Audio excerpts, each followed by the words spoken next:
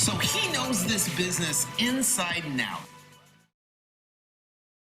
Deals a month. Now, that doesn't mean not stopping at 2 deals. I'm just saying 2 more than what you already have. So seller carryback. What is a seller carryback? So the owner typically has no mortgage on the property, right?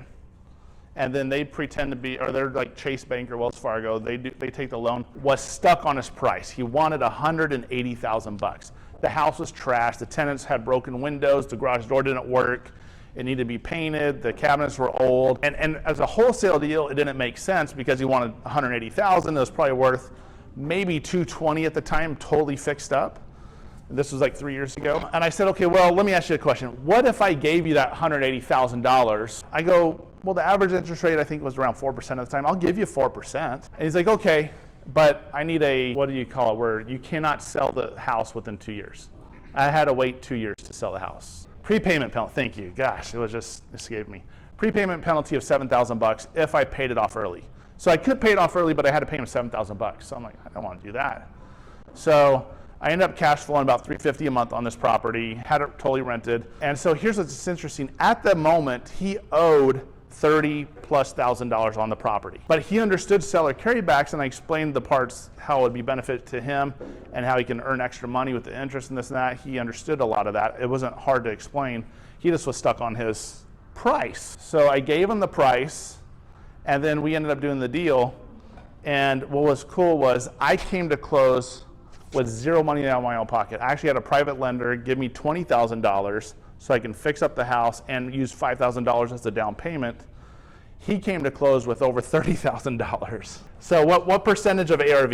Start at 80 and reduce everything else. Okay, so 80% of ARV minus renovations / repairs. So we'll say the average profit in the room is around 15K. Okay, and let's say that this house is a 1,000 square foot house. So this is about, let's say the house is worth $100,000. Okay, and we're minus the renovations of $25,000 and minus the $15,000 for our profit. What's our maximum allowable offer then? Okay, so we're going to say 35 then. Wow, okay. So what's our offer then? So 20 grand for the fix and flipper, 15 grand for the wholesaler. Your offer is 40 G's. Okay, how many people right now are willing to sell a $100,000 house for $40,000? Let's say we shifted it to a $250,000 house and we have the same percentages and stuff like that, and it's a 15-year-old home. Will they buy that home? 100%.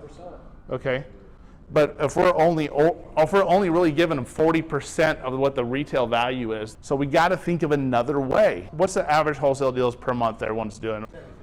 10 to 15 deals a month. That's awesome. So it's a lot of leads and stuff like that. How many of those people, if you say, I can offer you more money if I show you the terms way, like the seller carryback and some other ways, would be open to listen to your offer? A lot of them, right? So same thing, we have $65,000 loan, $800 a month PITI, and it is a conventional, we'll say. So you can do an agreement for sale with, by the way, I like this phrase, this is important, with an exact wrap of the existing mortgage. Typically, we're paying a third-party company, and that third-party company pays the mortgage note. Now, does the loan and insurance stay in the seller's name? Yes. Okay, so the loan and insurance stays in the seller's name. Does the title stay in the seller's name? What usually happens on an agreement for sale is title's usually escrow. Title's not transferred over to the buyer in this situation until the existing loan is paid in full. It's an agreement for sale. There's a lot of debate if this triggers the due on sale clause. Most likely it does not. If you talk to Eileen and most experts that do a lot of these. Let's say we have the same situation, $65,000 loan, $800 PITI, and let's say the rent is $1,200 a month. Do you know any landlords that would buy that property? Now here's this is the thing, not all of us have done this. Did you know that you can use a one-page addendum and do this? So you can, in your verbiage, put in there, hey, I have the right, but I don't have to buy this. And I can even put in there, I can give you a 30-day. Is that how the subject twos are working? Well, it really depends on what your strategy is and what you feel. Everyone has different risk tolerance.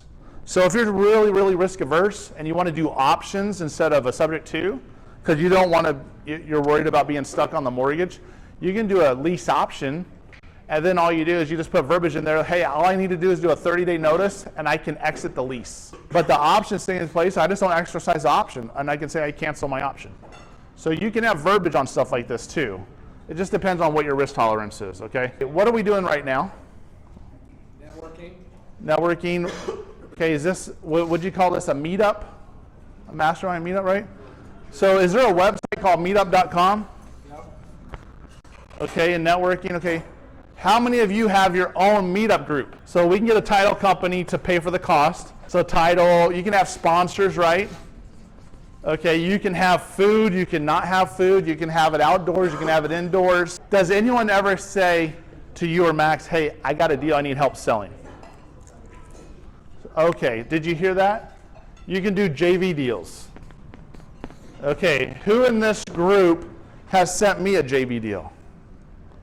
Awesome, thank you. I appreciate that. So, there's a lot of hands raised. So I've gotten JV deals from this. It costs me how much in marketing costs? Cost your meetup. Costs my meetup. If I get it sponsored and title company covers it, nothing, right? But how many of you are doing meetups? Even local, smaller meetups. Is there people joining like all these new wholesale, Flip to Freedom and Dean Graziosi and Cody Sprague? All these, are they buying courses right now? Okay, what if you share some information, be a person of value, give real value, real content, help them out, and then they come to you and say, give me a deal. Can you do a 50-50 split on a deal? Who here has ever done a 50-50 split? Okay, I'm going to call on Templeton because he's walking back here. Okay, how much marketing do you do for all your JV deals? 0. So it costs you how much? 0. 0. How many deals do you do off JV deals, would you say, in a month? About 10. About 10. Okay, awesome. So all I'm trying to say is you can get, this is another way to get deals that you guys may not be utilizing right now. Podcasts. Running with pace. Facebook group. This is all forms of networking, right? All this is networking. There's a lot of ways to monetize in this business. I just wanted to share these 5 ideas with you. So any other questions before I close? Awesome, that's all I got. Thank you guys. Enjoy lunch. Appreciate it.